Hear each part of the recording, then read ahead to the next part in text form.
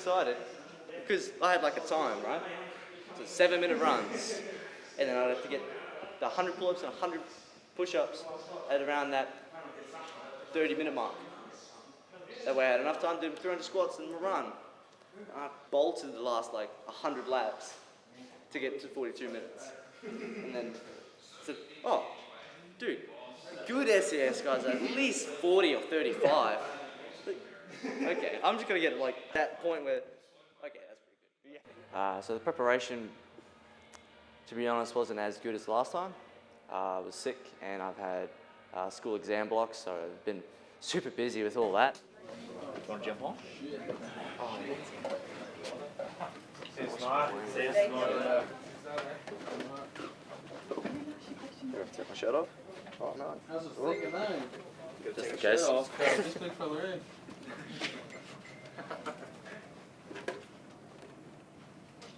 Only one on the scales at a time, but I know. he's like 67.13. Sweet. He starts himself for like an hour. It was the greatest hour. Yeah,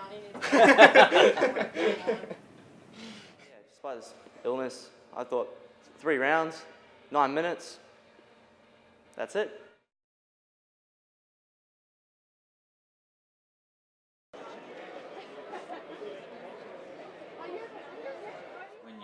When you're younger and you're not really, you know what punching hard looks like when you step up a level and you meet some people who punch really hard, like effortlessly hard, you know, like Yeah. at a certain level there are people, and that's how you know once you touch and dabble in that level, you know where you are and how much work you got to do to get there. Yeah. We were talking about angles as well, so doubling it up, changing the angle on the second or even the first, just changing it up. Anything like this, you tap upstairs, tap, tap, look for your hook either side of my head, look for the other side of my head. Where your hip is, you can rip up here. Push! Hold at some point. Smash. First priority, fast jab. Bang! Bang! Bang! Bang! First priority is to start taking control. Take control of jab, and then you can look for holes, and then you can look for smashing.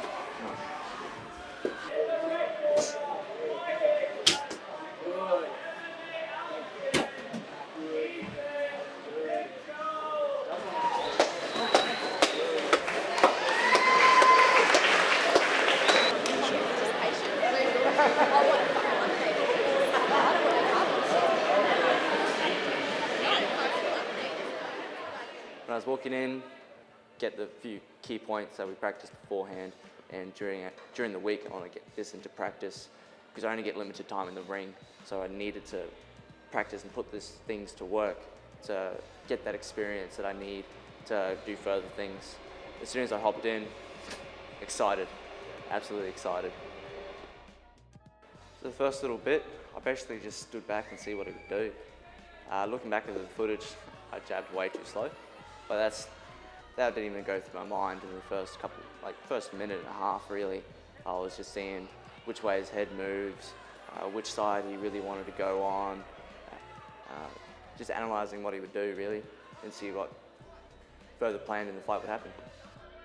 As soon as I picked up the rhythm that every time he would slip, his feet wouldn't move. So his head would stay in the same area really, and if I punched anywhere in that area, it'd eventually get him. And it wasn't so much eventually, it was like, okay, there it is. Okay, there it is. To win the jab battle, start with the win the jab battle. So Matt was telling me to pretty much jab more, control the distance a bit more, but mainly was take your time and choose your shots, particularly body shots, because by the first round, I think I threw like very small amount of body shots, and in the second round I picked that up. It's a setup. Everything's a long jab, and then you come out. You shorten the jab, everything gets harder.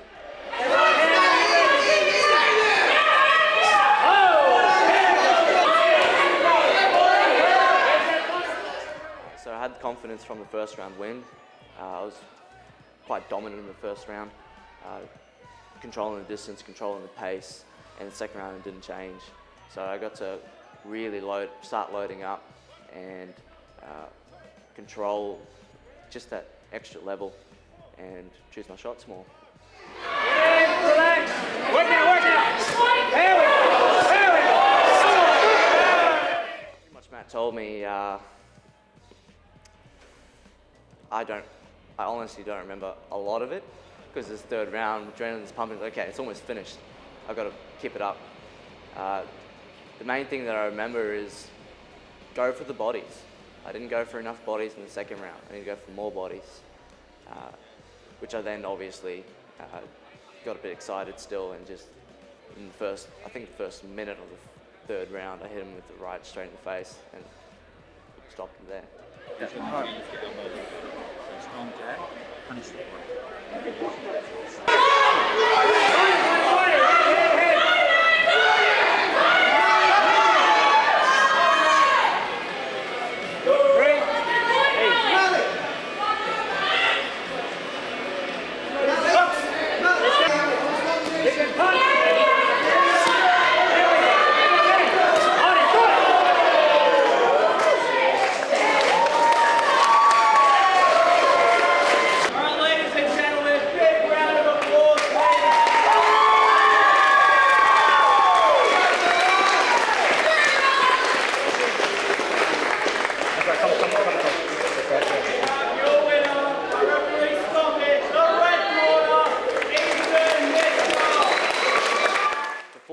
Even the first fight, Matt told me what he would do with all of his other previous fighters that he would coach and teach, that it was customary to have a report after every fight before other people influenced you, before you tore yourself up saying what's wrong, what's so bad, and all the rest of it. Me and him would go out and take a walk. Taking a walk would be just me and him, no one else. One-on-one time with the coach, saying what was good, what was bad, what he needed to improve, and trying to collaborate with each other to come up with similar ideas and help me build my mindset really on how to improve. How you think about sparring, and some things are not a technique; they're an attitude. Yep. You know, like I felt like I did quite well when he was up against Cage, and when I didn't hit him, I was looking. I was pushing him around. So I thought that attitude was a bit better. And that's what that's exactly it. That where you got him backed up, like we talk about, whether it's a shield or he's backed up, and you have a shot, but you don't spoil yourself by rushing it or crowding it. Only advice I think I gave you into one round is you're going to have to lift your elbow up a little bit to sneak around. Yeah, I couldn't see them around the body shots. I saw a few straight down the middles which just slid off of him. Yeah, the times when he just sort of went like this, he backed up into here, and then like you backed up into there, and it's like you're looking over there when it was right there, and but you'll see it on the video. Yeah. It ultimately, in many years' time, you get there. It's like we can do everything. It's like if you have a 4-round fight, 6-round fight, and we're going to be fighting for 20 minutes. Yeah. It's all willpower. Yeah. It's actually all psychology, because we all did our training. Sure who that was? We all did our training, but it's like here we are. It's like what do you? And it's it's these little psychological triggers. And it's like now the person they doubt themselves. They move differently. You're making them doubt themselves, and that's when you're not there if you can't do the basics. Yeah. That's ultimately what you arrive at. You arrive at that it's like a state of origin where Queensland always in the first game, one of their best players has an ankle injury. And the New South Wales always said, gee, this bloody Queensland's always doing it, he's not going to be, It's all psychological. It's all psychological. And you'll find that when you have enough respect, you get to a level where you might have more respect. You see some guy on Facebook and you say, this guy has been training. He's got a body like he's been training. I've seen him on YouTube. He can move. It's like, all right, well, I think I'm not too bad myself. What's left after that is the battle of wills. So my next fight will be a boxing match for sure.